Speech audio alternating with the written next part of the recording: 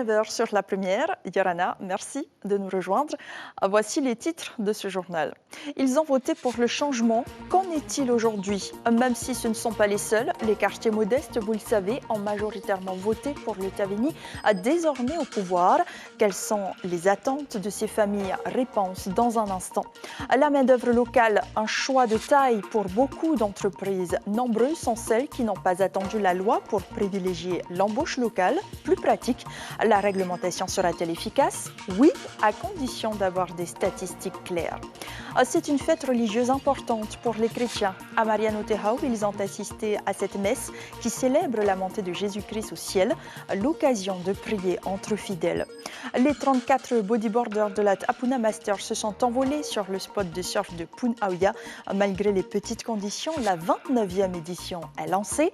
C'est toujours un événement important pour les passionnés. On en parle ce soir avec Lionel Tehutu, le président du Apuna Surf Club. Vous entendrez aussi les meilleurs jeunes orateurs de la côte Est qui ont déclamé sur scène. C'est l'école de Tiarei qui représentera la circonscription pour l'art ancestral Orero à la grande finale du concours. Ils sont jeunes et sans emploi, ou ils ont été licenciés et sont au chômage. Ils attendent beaucoup de ce nouveau gouvernement qui leur a promis un avenir moins sombre.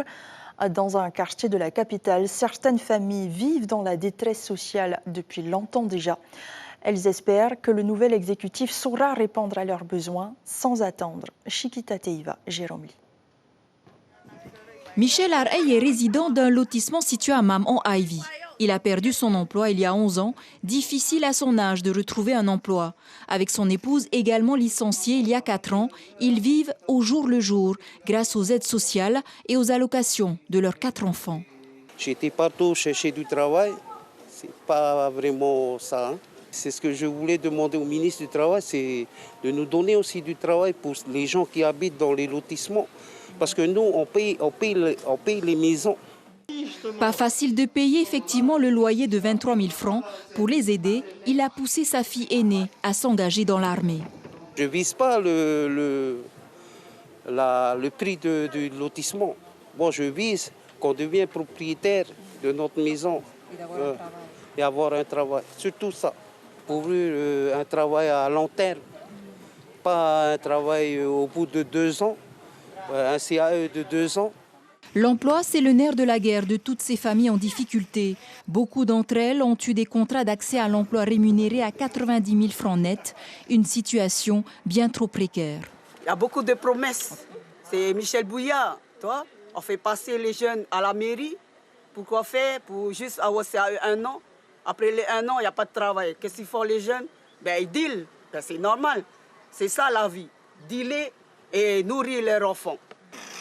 Dans ce quartier de Mam-en-Vallon, il n'y a souvent qu'un seul salarié pour le foyer. Si la commune propose des actions sociales pour les petits, les jeunes de plus de 13 ans sont souvent livrés à eux-mêmes. Plus d'encadrement au niveau des jeunes, comme la délinquance elle est très en hausse en ce moment. Et surtout au niveau aussi du coût de la vie. Comme on a vu que c'est vraiment cher, très très cher, des fois on est obligé de se contenter de ce qu'on a. Mettre en place des activités pour les jeunes qui n'ont pas de travail. Au lieu de traîner sur la route avant de la drogue, je sais pas, aller se balader, que de faire taper par des jeunes de la ville. Toi, tu as un travail, toi? Non, pour le moment, non. Je suis en chômage, en recherche d'emploi. Là. Ce quartier de Papeete a bien évolué en 20 ans, mais la précarité sociale s'est aggravée depuis la crise du Covid et l'inflation n'arrange guère la situation. Et selon les chiffres de l'ISPF, 20% de la population vit en dessous du seuil de pauvreté, soit avec moins de 100 000 francs pacifiques par mois. Demain, le président du pays présentera son premier discours de politique générale de la Polynésie, après celui du président de l'Assemblée de la Polynésie, à l'occasion de la première séance de la session administrative. Et pour répondre à la problématique de l'emploi, entre autres, une loi pour la protection de l'emploi local est applicable depuis le 1er octobre dernier. 7 mois plus tard, des acteurs économiques du Pacifique font un état des lieux, un exercice difficile, sans données chiffrées. Le dispositif est donc complexe, mais heureusement sur le territoire, certains employeurs privilégient la main-d'œuvre locale, et cela depuis toujours. Caroline Ferry, Rouen Potour. Dans cette petite entreprise, on fabrique rames et pirogues dans la bonne humeur. 3 employés, tous polynésiens, y travaillent depuis longtemps. On a toujours embauché localement, on a beaucoup de demandes. La menuiserie, on l'a récupérée depuis 2 ans maintenant. Globalement, oui, on essaie d'embaucher localement. Les métiers de la coiffure ne sont pas en reste, question embauche locale. Dans ces 2 salons, une douzaine de personnes sont employées et l'on n'a pas attendu la loi pour faire travailler les Polynésiens. Nous, on a toujours embauché localement, formé. Là, je vais prendre une apprentie esthétique, j'ai signé le contrat la semaine dernière, une apprentie en coiffure et on cherche une apprentie coiffure pour la ville, pour pas péter. Donc, nous, on embauche localement, on forme et on se débrouille. À l'université, on échange sur une loi applicable depuis octobre 2022, même si les entreprises polynésiennes privilégiaient bien avant l'emploi local. Meilleure intégration, meilleure connaissance culturelle et investissement à long terme, des arguments de taille, selon le MEDEF Polynésie. C'est l'intérêt de l'entreprise d'embaucher localement. Et c'est d'ailleurs une des premières conclusions du comité technique d'emploi local, qui dans l'analyse des embauches a montré que 95% des embauches faites en Polynésie avant la mise en place de la loi sont déjà des embauches répondant aux critères finalement de la loi. S'il est trop tôt pour dresser un bilan, les statistiques sont vivement recommandées. L'exemple de la Nouvelle-Calédonie, où la loi est en vigueur depuis 2012, met en garde sur les difficultés à venir.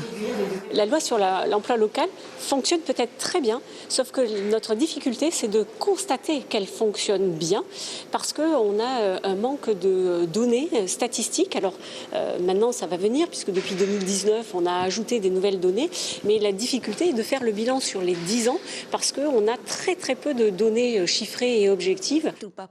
Un chantier en perspective pour la toute nouvelle équipe ministérielle en charge de l'emploi. Les croyants le savent, 40 jours après Pâques, l'Ascension célèbre la montée de Jésus près de Dieu. Mort puis ressuscité, il quitte ses disciples en leur promettant de leur envoyer l'Esprit Saint.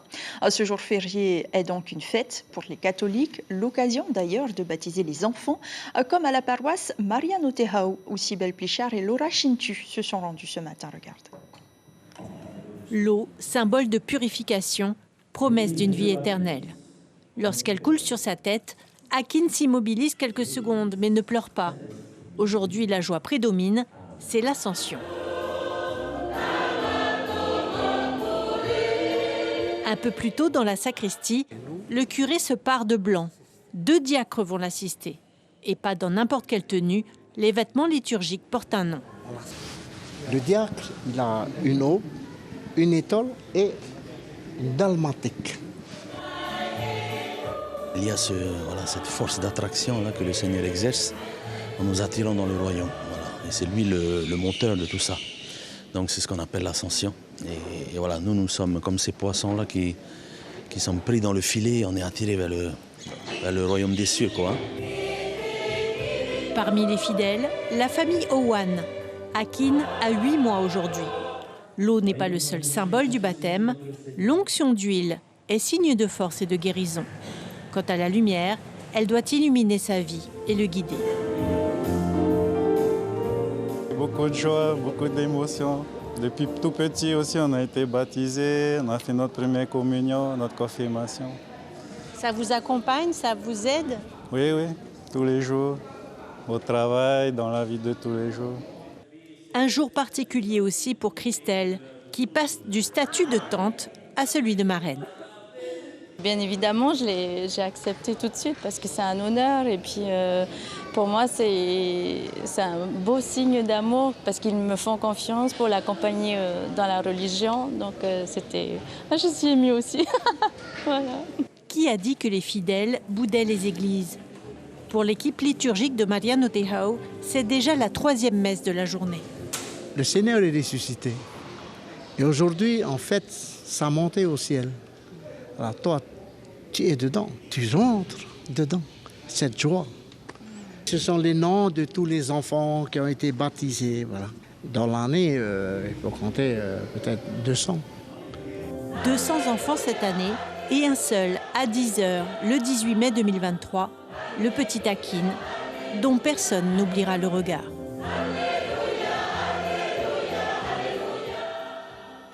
Les Amazones des Outre-mer se rencontrent à Tahiti à 10 jours d'échange pour faire un état des lieux des cancers féminins et des moyens préventifs, comme le vaccin pour prévenir le cancer du col de l'utérus.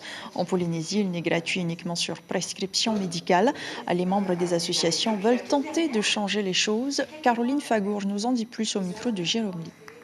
On a abordé aussi la question en fait de la vaccination du HPV et du cancer du col de l'utérus.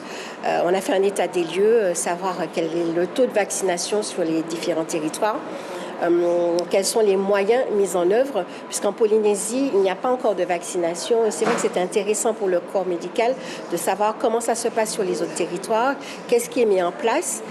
On s'est rendu compte qu'il y avait quand même des freins parfois sur certains territoires et comment nous, association Amazon, on peut apporter notre pierre à l'édifice et proposer peut-être des solutions, parce que notre but commun, c'est vraiment de faire reculer cette pathologie, reculer le cancer sur tous les territoires. Direction Pune-Auya maintenant, où se déroule actuellement la 29e édition de la Ta'apuna Master. La compétition a démarré avec les séries qualificatives de bodyboard. Si les vagues n'ont pas déferlé sur le spot, les compétiteurs ont malgré tout réalisé de belles manœuvres. À ce jeu, le champion en titre Tawari Arihohoa n'a pas fait dans la dentelle. On voit cela avec Rowan Potoru et Sandroli. Sur cette vague, le champion en titre, Tawari Arihohoa, d'entrée de jeu, il affiche les couleurs. Il enchaîne un tube et une figure aérienne, 7,70 à l'arrivée. Derrière, on essaie de combler le retard avec Alvan Poivlet à la manœuvre. On cherche le tube parfait, seulement 9,50 sur cette série. Impossible de revenir sur Tawari.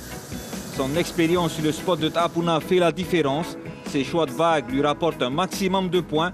Sans surprise, 14,50 au total pour cette 5e série, le meilleur score du premier tour.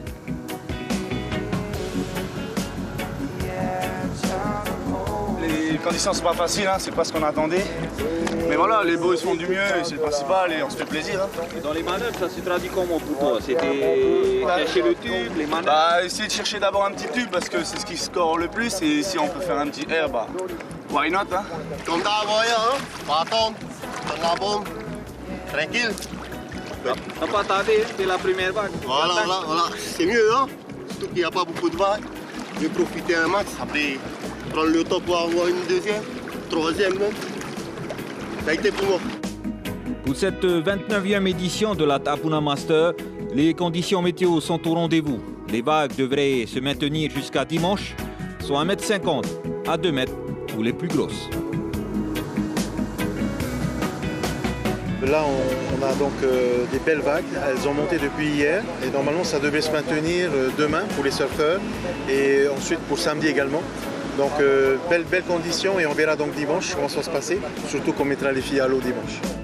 C'est sûr, il y aura de beaux duels pour les finales dans toutes les catégories représentées, en surf, en bodyboard et en e-board. En tout cas, pour Tawari, vainqueur l'année dernière en bodyboard, c'est bien parti pour. Verdict ce dimanche 21 mai. Une finale que vous pourrez suivre en direct sur la page Facebook de Polynésie la Première.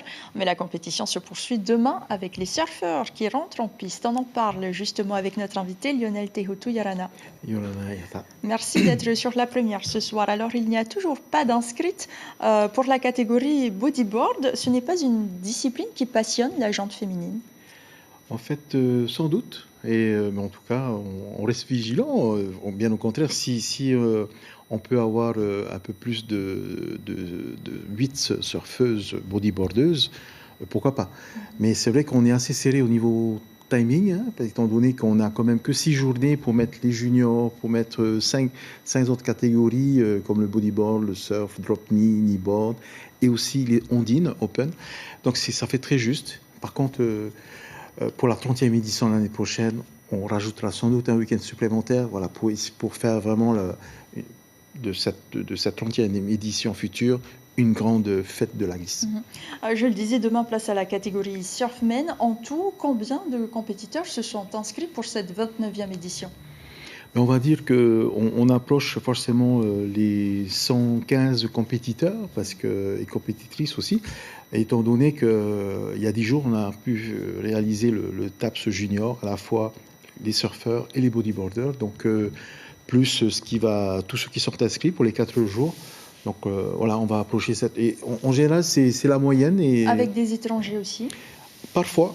Et c'est vrai que souvent, ils viennent s'inscrire au dernier moment parce que si peut-être les vagues ne sont pas trop super ailleurs, à ce moment-là, comme au bout de l'île, à ce moment-là, ils essaient de trouver une place. Et c'est vrai qu'il en reste encore, il reste quelques places. Il reste des places. Ouais. Alors, d'année en année, la compétition a acquis ses lettres de noblesse. En 2020, par exemple, il n'y avait que 5 catégories. 3 ans plus tard, on en compte 9. Femmes, hommes confondus. Est-ce qu'il y a quelque chose aujourd'hui que vous souhaitez améliorer, mettre en place pour rendre cet événement encore plus grandiose qu'il ne l'est déjà? Oui, bien entendu. Et d'ailleurs, on remercie la ville de Punavuia qui nous soutient énormément pour cet événement. Et peut-être des projets après cette 30e édition, pourquoi pas passer, on va dire, à une compétition internationale. Comme un Qualify Series, hein, et pourquoi pas. Donc, on verra comment les choses vont venir, mais ça serait un grand souhait. Par contre, il faudra forcément faire des aménagements au niveau donc du platier récifal. Aujourd'hui, on a 6 sabots aujourd'hui qui maintiennent un échafaudage. Sans doute rajouter peut-être 3 ou 5 autres pour avoir quelque chose de plus grand.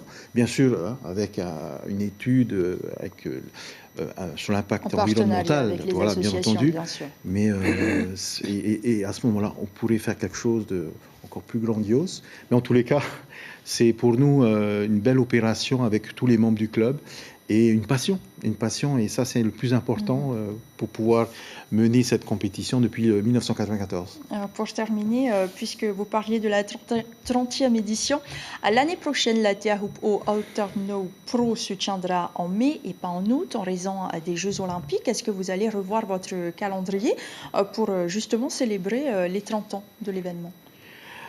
Alors, sans doute, mais avant tout, je voulais, au nom de la Fédération tahitienne de surf, mais aussi du Tapuna Surf Club, quand même apporter une pensée de soutien par rapport à toutes les intempéries que les familles ont pu subir. Mais c'est vrai que forcément, on va laisser place, bien sûr, au mois de mai, sans doute, si la simulation des JO a lieu à ce moment-là. On fera sans doute la compétition avant le mois de mai ou peut-être après. Et d'ailleurs, on souhaite faire quelque chose d'assez sympa avec la ville de Punavuia. Donc, rendez-vous. À la veille des Jeux Olympiques, donc. Voilà, ça peut être sympa. Et 94, 2024, 30 ans, ça va se fêter. Merci beaucoup Lionel Tehotu. Donc rendez-vous dimanche, n'oubliez pas, sur la page Facebook de Polynésie la Première. Donc pour les finales, mais vous pourrez évidemment suivre la compétition donc à partir de demain. On reste sur l'eau, au Sable d'Olonne, où les équipes tahitiennes se sont magnifiquement illustrées en France lors de la première étape de la Vendée-A. Le podium est 100% tahitien. Victoire de Shelva, suivie d'Air Tahiti Nui, et Tumar Ava de Ayatea complète le podium. Les 27 équipages poursuivent la course demain. Retour en Polynésie, la plus belle frégate du Pacifique insulaire. Je vous parle évidemment de la Tahiti Pearl Regatta. Cette rencontre internationale rassemble cette année 150 marins à bord de 40 bateaux. Les 2 premières régates ont eu lieu aujourd'hui dans le lagon de Ta'a et entre Ta'a et Ayatea. L'an dernier, c'est l'équipage du monocoque Seabird de Ayatea qui l'avait remporté au général. La première régate, aujourd'hui, a été remportée en multicoque par Ville de Papeete du Yacht Club de Tahiti et par l'équipage Peihere en monocoque également du Yacht Club de Tahiti. Et au Vanuatu, le match opposant la Spire Air à Ifira Blackbird s'est soldé par un match nul, un miracle, puisque c'est au-delà de la 60e minute que les Tahitiens parviennent à marquer des buts. Prochain match crucial pour les Tahitiens afin de continuer l'aventure de l'OFC Champions League. Ce sera samedi à 15h. Ils affronteront un club de Papouasie-Nouvelle-Guinée et ce sera à suivre en direct sur Polynésie la Première. Escalar Ayatia, le mot aïe offert en 2019 par les Pasquins lors du festival de Tapu Tapu Atea, ne finira pas dans l'oubli au fond d'une casse. Depuis lundi matin, il trône en plein centre-ville d'Uturoa après une délicate opération de manutention. Terango Ter Eimana sera désormais la nouvelle attraction de la capitale de l'île sacrée. Ce bloc de pierre de près de 5 tonnes sera officiellement inauguré le 14 juin en présence des Pasquins. Enfin, les 11 meilleurs orateurs des écoles de la côte Est de Aroué à Hitia Aotira se sont affrontés. Ils ont célébré leur culture sous les regards fiers et attentifs de leurs camarades et des spectateurs. Kaline Yenard et Marcel Bonneau nous racontent cette soirée.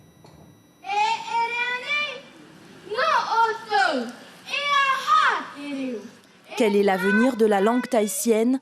Toi, enfant, quelle est ton identité culturelle ? Des questions auxquelles ces élèves tentent de répondre au travers de leur orero, comme Tuiheretane de l'école Teheha, tout en humilité à l'image du nom de son établissement. Tu nous as présenté un orero qui parlait de quoi ?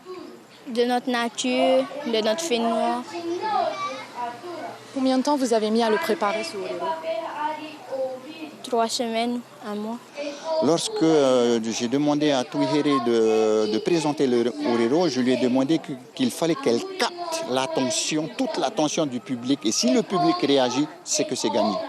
Un public totalement fasciné par les 11 prestations des candidats, parents, familles, amis, plus de 200 personnes réunies et surtout fiers du travail accompli. Chaud au cœur de voir tous ces jeunes, surtout tout petites, hein. Et puis c'est agréable de les entendre.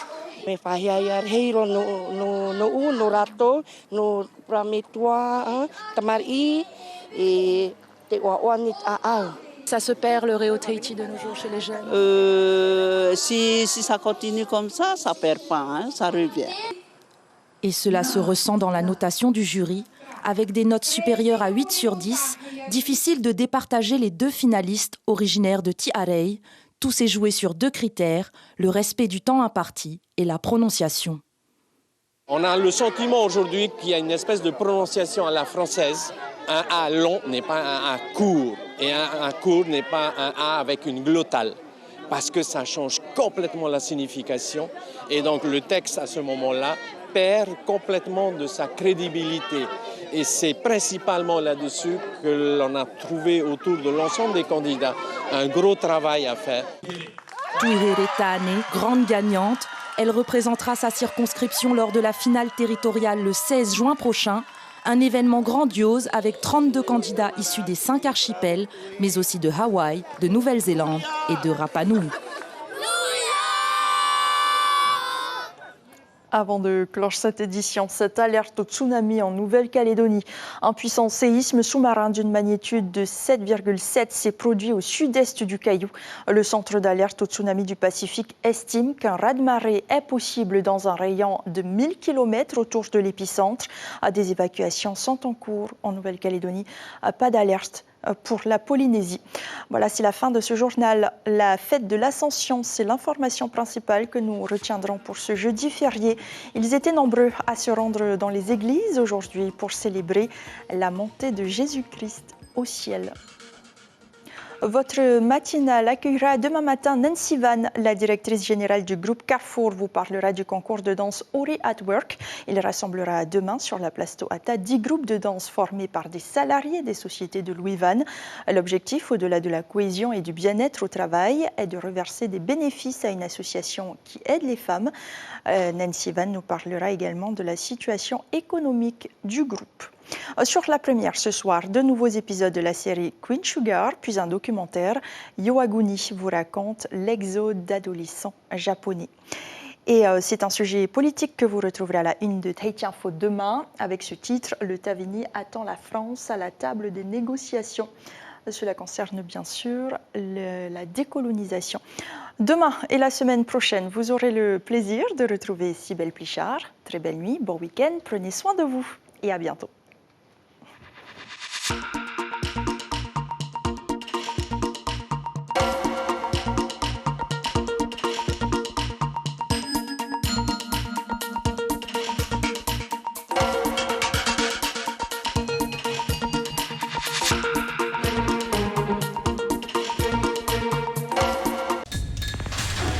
L'information en continu sur Polynésie la première, Internet et réseaux sociaux.